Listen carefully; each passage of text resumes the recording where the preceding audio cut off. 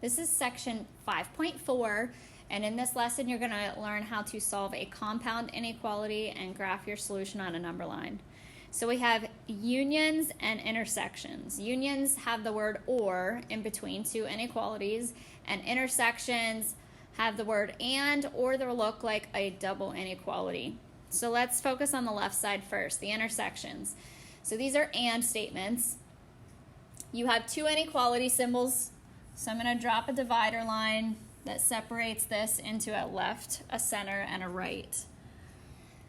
So our goal is to get the variable alone in the middle.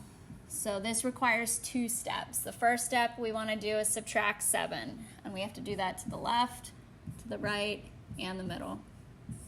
And if you do that, -5 minus 7 is -12. You have 3p in the middle. 22 minus 7 is 15. And then don't forget to drop down your two inequality symbols. Next, 3 right in front of the p, that coefficient means to multiply, so we're going to undo that multiplication with division, and we're going to divide all 3 of them by 3. So then you get your solution, -4 is smaller than p is less than or equal to +5. So your answer still has 3 parts to it.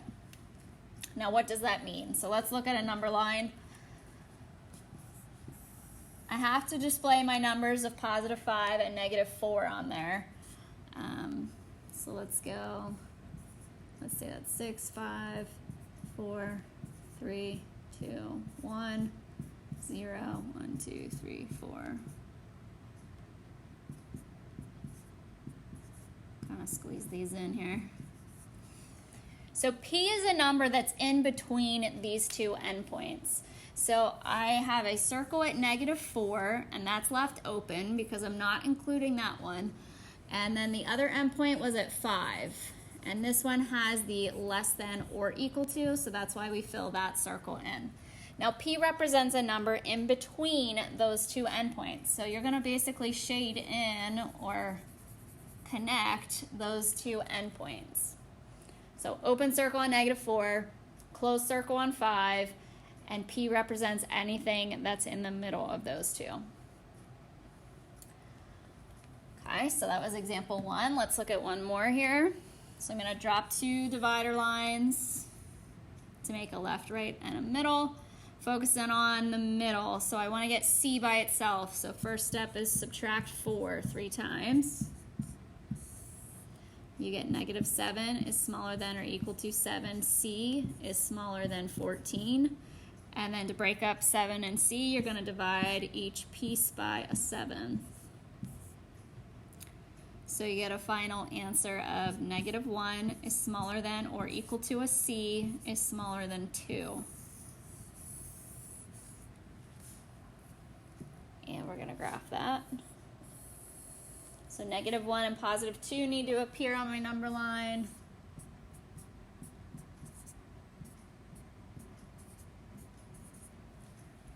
C represents numbers that are in between these two endpoints. So I'm going to fill in the circle at -1 because we're less than or equal to. I'm going to have an open circle on 2 because we're only strictly less than. And C is in the center, so I just need to connect all the ones in the middle. So those are what and statements look like. Let's look about the unions, the or statements. So this doesn't mean you get your choice to solve one or the other. You actually do have to solve both of them, but then you just put the word or in between both solutions. So the one on the left here is a 2-step. You would add 7. 10m is smaller than 24.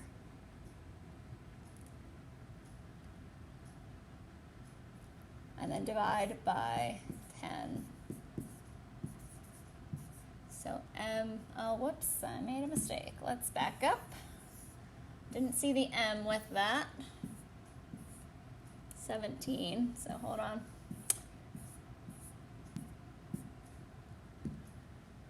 Let's try this again. So I want to subtract 10m from 17m. And you get -7 is smaller than 7m. and divide both sides by 7. So you get -1 is smaller than m.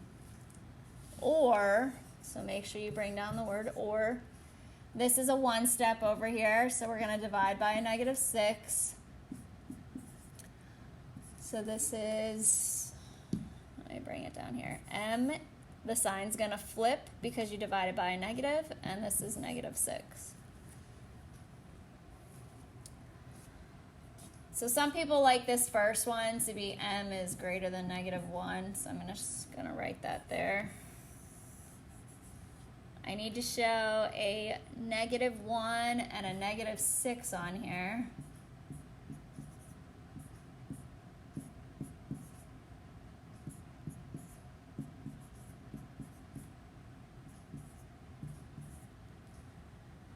So we need to graph each of these on the same number line. So let's look at m has to be greater than -1.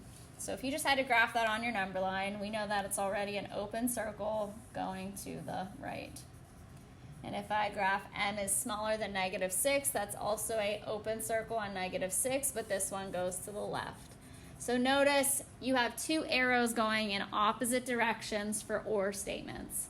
It's like you're rowing a boat, you have your 2 oars left and right. So this is what the or graphs looks like. All right, let's try one more here. We have a 1 step here, so we just need to take away 14. T is greater than or equal to 1. You got to write down the word or. And here's another 1 step where we just add 9, and you get T is smaller than -1.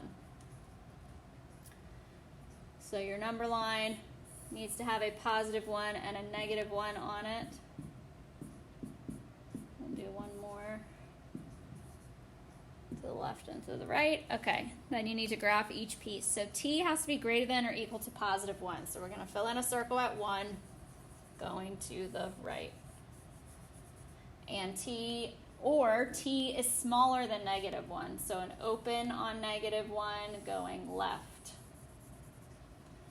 So again, your or graphs look like 2 arrows pointing in opposite directions versus the ands are all together and the ones in between. All right, now that we've solved, let's talk about their graphs really quick. So now they have the graph, they want you to write the inequality for it. So the ands, I like to write the endpoints down first. So there's a -1, here's a +4. X represents a number that's somewhere in the center. Now, you have to focus on what inequality signs you want to use. So these are both filled in circles. So they are going to have the or equal to part, and these are always less than or equal to. They face the same direction, especially when you have your least number on the left, your bigger number on the right. So the second one down below, I'm going to drop down my endpoints, 3 and a 2, and X goes in the center. Then this circle on 3, or -3, sorry, is open, so it's just going to be a less than, versus the one on 2 is closed, so that one gets the equal to. Again, both symbols are going the same direction. The or statements, you just have to write an inequality for the left arrow and then the right one. So I like to start these with my variable first and the endpoint second. So I put down an X and a -4. I know it's an open circle and the arrow's going to the left, so that means it needs to be a less than sign. You have to write the word or in the middle of these. And same thing, X, my endpoint was a -3. This one was an open pointing right, so that needs to be greater than. And the last one here, same idea. I'm gonna put my X down, a -3. This is a closed circle going left, so it has to be less than or equal to. Writing the word or, and this second part is an open on 0 going to the right. So put an X, put a 0 down, and it should be greater than 0. So your arrows kind of point in opposite ways here. You just have to know when to fill the circle in. to also put the underline or equal to part on there. So reference these notes that I just talked about to then do the next part, the next page in your packet of notes, the 5-4 worksheet. It says Team Huddle on the top, but that was from last year, so just ignore that. I want you to try questions 1, 3, 5, 7, 9, and 12. So you have 2 that are just graphing, 2 that are writing, and then 2 that are solving and graphing. And then there will be a question for the code word in Delta Math. And since we have Sully and Mike Wazowski on here, the keyword for this video is going to be Mike Wazowski. So make sure you answer that correctly and have these done for tomorrow.